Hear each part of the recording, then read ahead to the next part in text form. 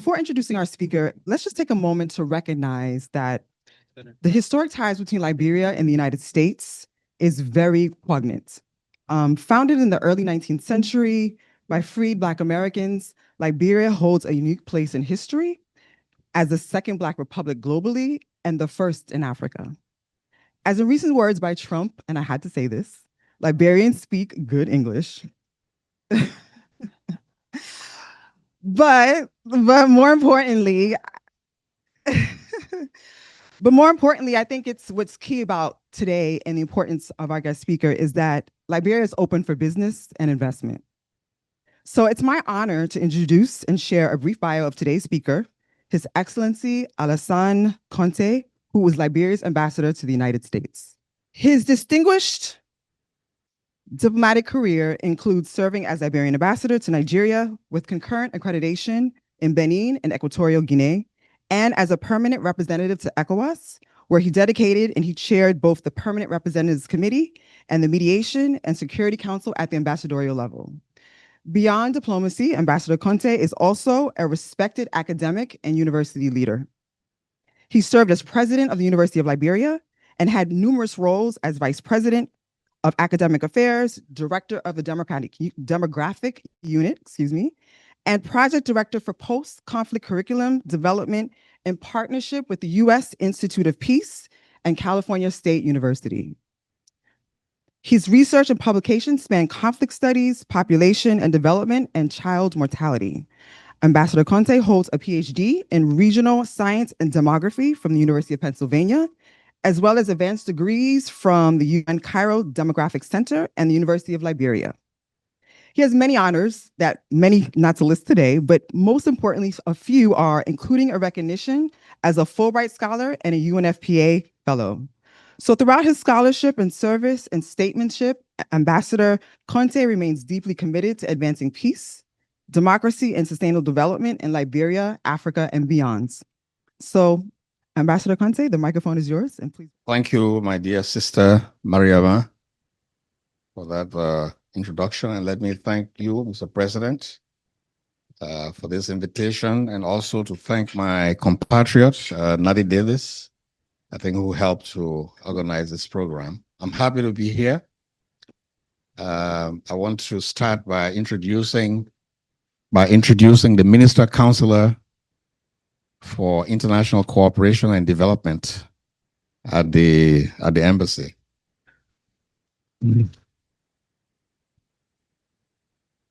Her name is Yaba Freeman.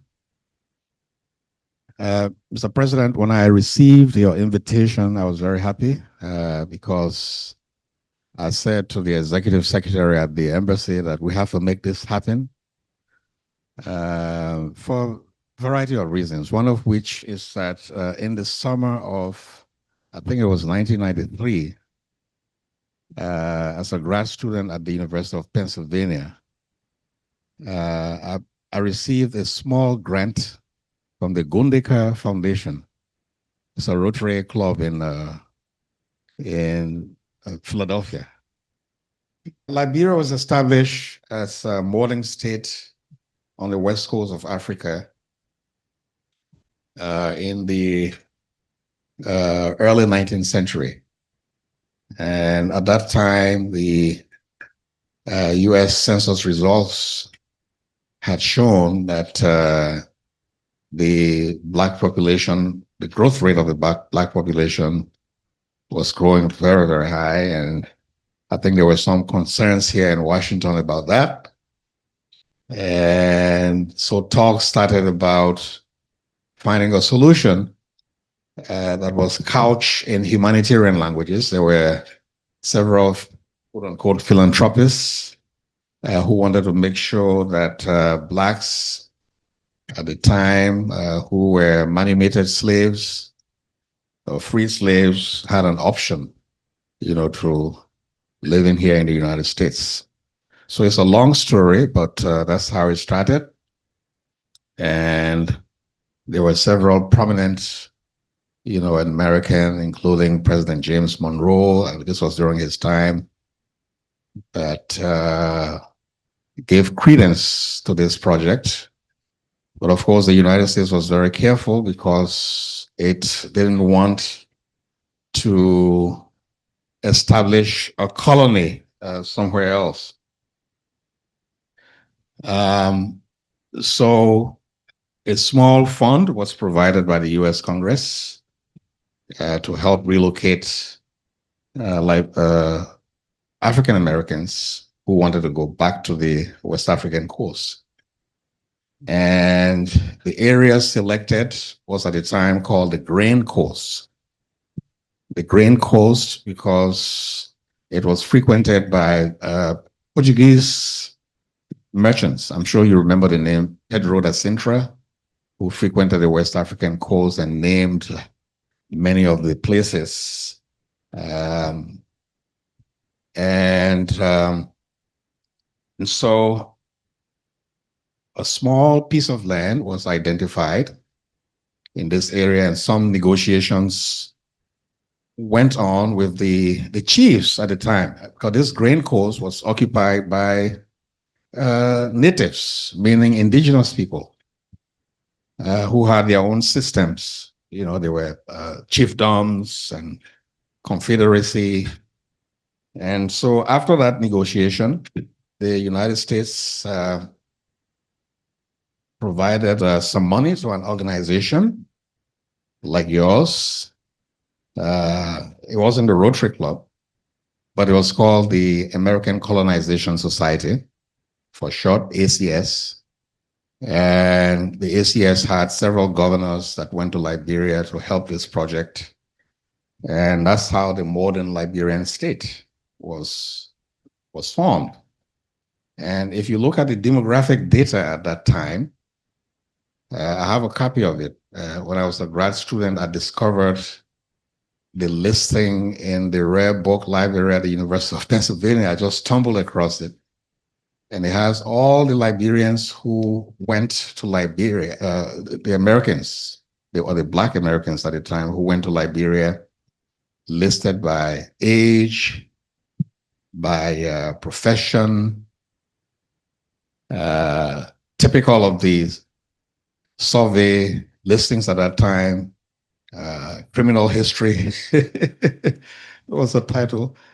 But the interesting thing is they were Americans. I mean, the average age was something like 21. And these were people who grew up here in America and knew nothing about the rest of the world. And so that reflected in the institutions that they created. The flag, for example, our flag, as you can see, it looks like the United States flag with only one, the Star-Spangled Banner with only one star, was sewn by some ladies who got together, was 7 of them, chaired by a lady called Susanna Louise. And they knew they wanted to replicate their experiences here in America. So the governance system, the Constitution, was deeply rooted in liberalism, the system of governance, 3 branches of government. This was during the early 19th century. And there was a professor at Harvard at the time called Simon Greenleaf, who had done significant research on West Africa, who drafted the first constitution. And interestingly, because perhaps he was very concerned about the experiences of Blacks here in the United States, he said that the Republic should be devoted only to Negroid citizens. And that is still in our constitution, probably the only constitution in the world that is using that word. There are debates back home, and people are saying, oh, it should be removed. In fact, some political scientists call it the apartheid clause. And people have been saying, well, look, if Liberians can go to the United States and be citizens, why should we bar white people from being citizens? But, it's a long debate. So that's the experience. And today it's a long story, but today we have a government that is fashioned out of that 19th century experience. headed by the president that you saw in the recent that Mariama was talking about in that video that President Trump commended for his beautiful English. And his name is Joseph Nyuma Bakai, and he has an agenda called the Arrest Agenda for Inclusive Development. Arrest is acronym for agriculture, roads, rule of law, education, sanitation, and tourism. That's the meaning of arrest. And Liberia is a unitary constitutional republic. What that means is that unlike the United States, which is, of course, much bigger, we are a small state, just 43,000 square miles, about the size of Ohio. It's about 5.7 million people. The latest population count that is projected from our 2008 census. Growth rate is about 2.1%. A very young population. The median age is about 18 point something. So half of the population are above that and half below. So very, very young population. And about half of our people live in the capital city, Monrovia, which is the largest urban area. Monrovia was named after President James Monroe.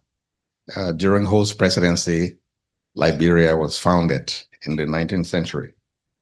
So the next slide shows a demographic map. Liberia is called demographic because it shows the distribution of population. And those are the 15 counties. It's a small state. So our counties are comparable to your states here, so to speak.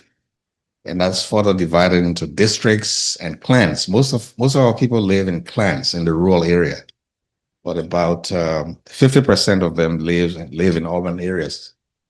Urban is classified as any area that has over at least 2,000 population and above, with some functions, like a supermarket or school, things like that. Now, the next slide shows the foreign policy of Liberia. And that foreign policy is steeply ingrained in liberalism, what the political scientists or people in international affairs call liberalism. And, the so-called, I don't know if all of those things are applicable today, but non-interference in states, the respect for sovereignty, even though throughout the 19th century, I must say that one political scientist in a recent book, I think she's at the London School of Hygiene and London School of Economics. She has a 2024 book called Liberia, Sovereignty Without Power. So because throughout the 19th century, after Liberia was founded, its sovereignty was subject to questions and a lot of encroachment by big powers at the time, in the age of empires. And you remember the scramble for Africa in the mid-19th century, 1884, 1885, of the Berlin Conference. The Berlin Conference. And I like to say that one of the things that saved Liberia was the diplomatic cover that the United States provided the young Liberian state. Because our eastern frontier, a lot of land was taken away by the British, and then the French also took a lot of land from us on the west. The east, the west, the British, and that process came to a halt in the 1960s when our president, some of you may remember his name, William Tubman, who migrated here from the United States, his parent came from the United States, said, look, the Organization of African Unity has been founded. The OAU, so-called OAU, was founded in 1962. So he said, look, we are going to respect the colonial boundaries. And so that whole process stopped, and he dissolved the Franco-Liberian Commission that was negotiating for the land on the western side, and the Anglo-Liberian commissions. And so the 43,000 square miles of Liberia today came about. And that foreign policy has continued. And today it is, those bullets there, we have something called economic and commercial diplomacy, which basically is trade, how to go about trade and investment, international cooperation. And we have a small advantage now because Liberia has just been elected to the the United Nations Security Council as a non-permanent member. And that process is going to start in January for 2 years. And Liberia is also a member of, we promote economic growth and regional integration through ECOWAS. ECOWAS is the Economic Community of West African States that promotes regional integration and economic development, initially for 16 states. 3 left. It's a whole different story. But Burkina Faso, Mali, and Niger are no more part of the ECOWAS project. And we are worried about that because on their own, we feel that they are unable to stem terrorism in the Sahel. But that's a different story if you're interested that we can talk about. We are also interested in what is called South-South cooperation through the non-aligned. I don't know if you've heard about the non-aligned movement. It still exists, believe it or not, but how to manage our foreign affairs through countries like Liberia. And then, of course, the Sustainable Development Goals that you're all familiar with. Now, let me talk a little bit about, now I have the president's picture there because according to our constitution, President Boakai, who came here to visit President Trump in July, is the chief architect of Liberian foreign policy. He determines, by the stroke of the pen, how the foreign policy, should look at. He appoints members of government, including ambassadors. Of course, like your system here, all of the appointees have to go through Senate confirmation. Let me just give you an example. Yes, I was appointed last year, November, and I had to go through Senate confirmation, before. So, it takes time, So it's the same, it's a replica of the system here in the United States that we adopted. And then, of course, I arrived on the 14th of April and presented my credentials to the president at the White House on July 24th. Yes.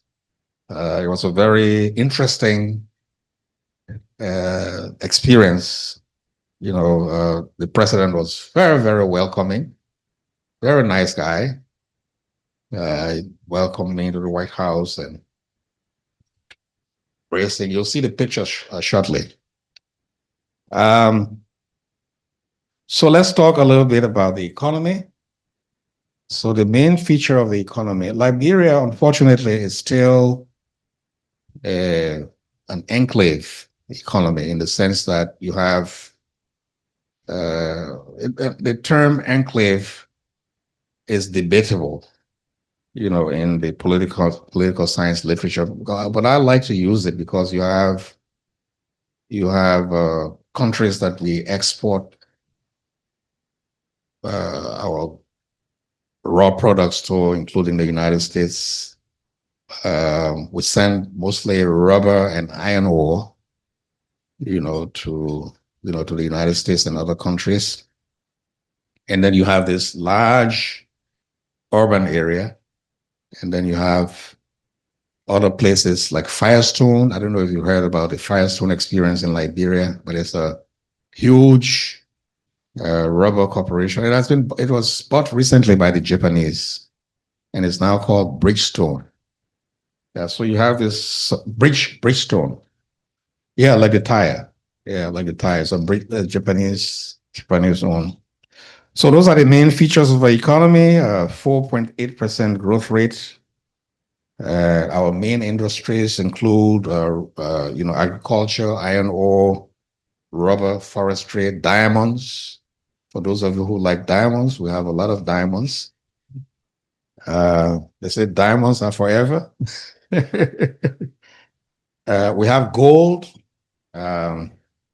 etc. We recently discovered there's still a 50% chance of discovering oil, crude oil, but we have a lot of cocoa, coffee, sugarcane, cassava, palm oil, all of those agricultural products. And unfortunately, because of what is happening in Liberia and the rest of the world, especially the Ukraine conflict, inflation is very, very high. And this is because of how we measure GDP, our production. Something that we are reassessing, because what our Ministry of Planning does is that it concentrates on government services, on the savings that people make,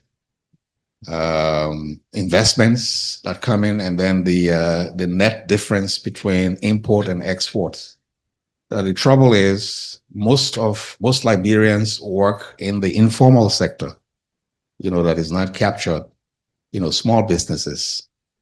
But inflation is very high, 13%. I talked about the arrest agenda earlier. It's an 8.4 billion project, and we are working with our partners. And the United States is playing a prominent role there in helping us raise what we are contributing 30%, and the local partners on the ground helping to contribute, not necessarily providing the money to government, but to what is called NGOs, non-governmental organizations, like concern, handling all of the health projects, et cetera, et cetera.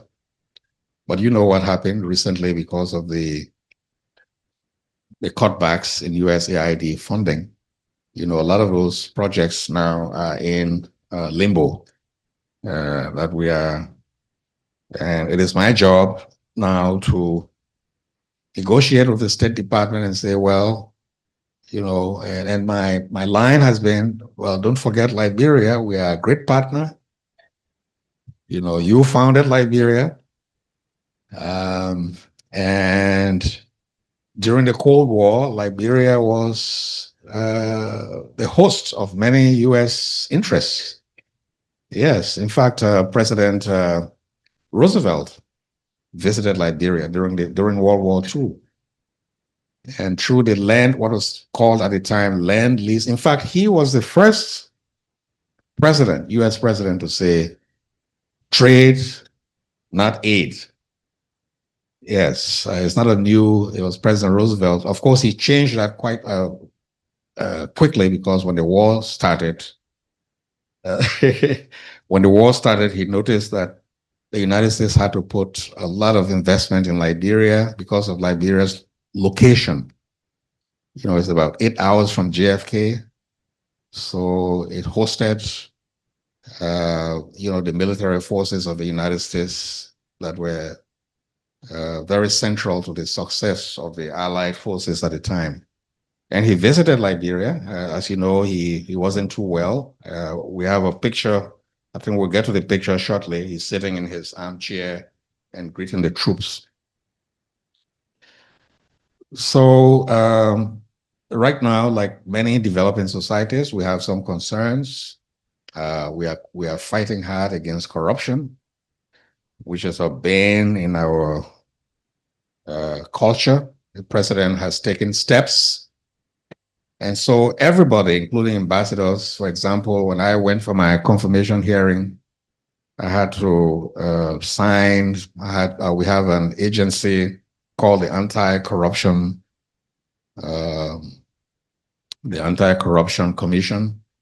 You have to declare your assets, so that when you are in office, they monitor very carefully, your earnings and things like that. So it's a big problem that the president is trying to champion. Now, so let me talk a little bit about the culture. I like to term the culture as a triple heritage.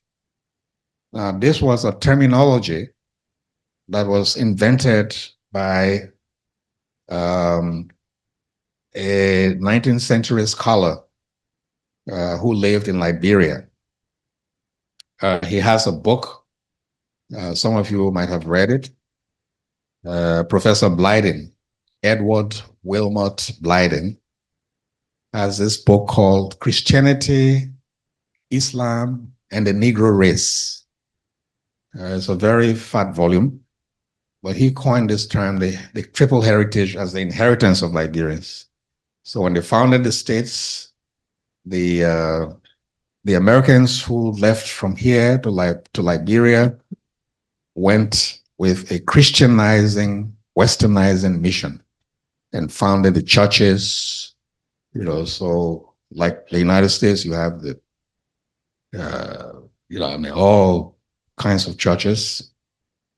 You have the Catholic Church, you have the Presbyterians, you have the Methodists, you have the Baptists, and then of course you have a small Islamic population, and then some people also belong to African traditional culture that is still practiced. So those, I think Blyden was right. Those are the things that inform the culture of Liberia today. And we have what is called Liberian English. Liberian English is a pidgin English that the migrants who went to Liberia from antebellum times, took with them. So they, when it's a sort of southern twang, mixed with indigenous loan words from indigenous languages. So sorry, that's to say a word. Okay, where are you going? Where are you going? Yeah, sounds. Yeah, where are you going? Where are you going? I'm sure Mariama struggled with that one. Yes, and then we have ethnic groups. We have about 16 ethnic groups. The largest of which is called the Pele. I think Oprah Winfrey, when she did her DNA, by what's his name? Gates, when Gates did her DNA, selected the Pele. But I hear she wasn't very happy about that. I don't know. And she never really accepted it, but I think I'm going to engage her. I'll write her a letter and remind her that she's a Pele woman. Yeah, but we have these three. Now, for those of you who know about the anthropology of this area, there are three groups that belong to the Mande, the Kwa, and the Mel speaking group. I am from one of them. My ethnic group is called the Madingo, and the Madingo belong to the Mande speaking group. But let me just say a little bit about the US-Liberia relations. By the way, your motto, service about self, I reflected on it, and it was very part of the Liberian work ethic, by the leaders who founded Liberia. But it wasn't until 1964 that a gentleman called Christian Maxwell, I don't know if you remember that name, but he had migrated from Ghana, and he was from the banking sector and was the first Rotary president. In 1964, he was elected the first Rotary, and now Liberia has a big Rotary group, and I think it's the center for so many other Rotarians in the West African, but that service above self in a different way, shaped Liberia-US relations.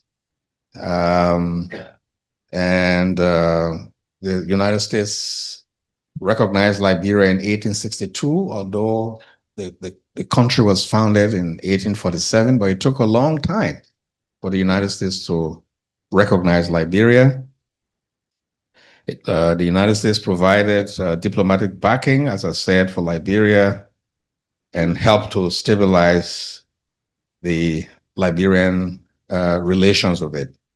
Now, if you look at the next slide, and I'll just go through this quickly and stop because my time is almost up. You see President Roosevelt there, as I said earlier, sitting. That picture is not very clear, but he's sitting. Yeah, yes, exactly, and greeting the troops that were stationed at the Rabas. For those of you who have been to Liberia, the airport is called the Rabas International Airport. It was built by the United States to, as I said, during the Second World War, to help the Allied forces. And then other issues I wanted to talk about, what we can discuss, is what happened. We had a fratricidal civil war, from 1989 to 2003. And many of the refugees and people who you see are Liberians in the United States now came to the United States during that period. I am trying to answer the question now that people usually ask me, how many Liberians live in the United States? And I have an appointment with the Census Bureau people, to get the requisite data, at least the official data. So the other slides show our challenges during the COVID pandemic, and we had also the Ebola outbreak that some of you are familiar with, that we had to overcome. And then if you look at there's a photo there with President Boakai and President Trump. As you know, President Trump, if you go back, you'll see a photo there of President Ellen Johnson Sirleaf, who was the first elected female, not only in Liberia, but Africa, and who had a very strong impact on US-Liberia relations. Then the next slide shows President Boakai's recent visit. And some of you saw the video when they were sitting around the table. And then when he said to President Trump, first of all, most people misunderstood that meeting. I think what the Trump administration was trying to do was to fashion its Africa policy by inviting, 5 heads of states, friendly heads of states to come, and we were very happy to be the only English-speaking country around the table. And our president made a very strong pitch for the survey of our minerals. He also talked about peace and security because of what I told you. Three countries have broken away from ECOWAS, and terrorism and also commercial and economic diplomacy. Basically trade and what in the Trumpian phraseology, making deals. Yeah, and all ambassadors are supposed to make deals. Yeah, that's how we are going to be evaluated. Both on both sides of the Atlantic, both in the United States and in Liberia. And then that's my photo there with the next one with President Trump. As I said, he welcomed me very warmly. And there he's showing my credentials, for the photo op that I had, for a very brief moment in the Oval Office, about 10 minutes, but it was very, very nice. And, it's, I felt like, because I went to school here in the United States, and it was a very different thing when the chief of state can welcome you to the United States. It's a one in a lifetime experience. Of course, in the room that day was Secretary Rubio and and a chief of protocol. That also. So, ladies and gentlemen, that's my credentials. Yeah, that's the credentials usually would read something like, to my good and great friend. Right? Yes. Well, it's from my president. Ambassador, I have one quick question. We have a lot of dynamic, vibrant diaspora in the room. With your term here in the U.S., how can the diaspora engage you and support you in your leadership while you're here in the U.S.? That's a very good question. We just established a platform called the Liberia Diaspora Exchange. Yes, I'm going to share that with you. It's a platform for engagement, and it has a lot of features where we can begin talking. That's one. Number two, the president is coming here later this month for a diaspora conference. And so probably you want to register. I'll send you the link, so that you can be part of that. Yes. You mentioned that your president made a pitch for minerals from your country Right. you have a little more than 5 million people. Has there been follow-up regarding minerals? Yes, we are doing the follow-ups now. And part of the follow-ups is going to be finalized in what we call the United States Liberia dialogue in October, during which we will have an agreement, on how to proceed. And how to proceed will include not only the survey of the minerals, but also to train the cadre of Liberians, geologists, mineral scientists, who will come here and train probably at the Colorado School of Mines, and making sure that this agreement is sustainable. Mr. Ambassador, I'm going to move this program along with some good news for you. You are now an honorary member of this illustrious club, and here's your certificate. So I have the honor of giving you this certificate. This is my first as president of this wonderful club. And we hope to see you here more than just for speaking. Come here and break a little bread with us. Now, as far as the protocol, I didn't read my memo. So if I left out anything, my fellow Rotarians, you let me know, because I'm still on a learning curve. Well, thank you very much. As I said, this is an honor for me. I benefited from the Rotary Club before, and I think it's an obligation to give something back. And I promise to abide by your motto, service above self. and to do the good things in the world that you do to make the world a better place. Thank you. We're not done, Mr. Ambassador. You're going to have a tree planted in your name down near the tidal basins. Yes, with locations given to you later. But you will be providing shade for others. It goes to service above self, I must say.